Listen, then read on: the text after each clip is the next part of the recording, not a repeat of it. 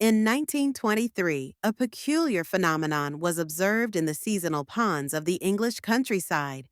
Amphibians, particularly frogs, were seen adapting in ways never documented before. As the ponds dried up, these frogs developed a unique ability to burrow into the mud, entering a state of suspended animation.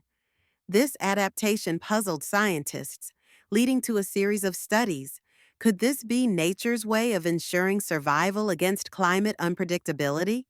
The findings sparked debates and further research, eventually contributing to our understanding of amphibian resilience.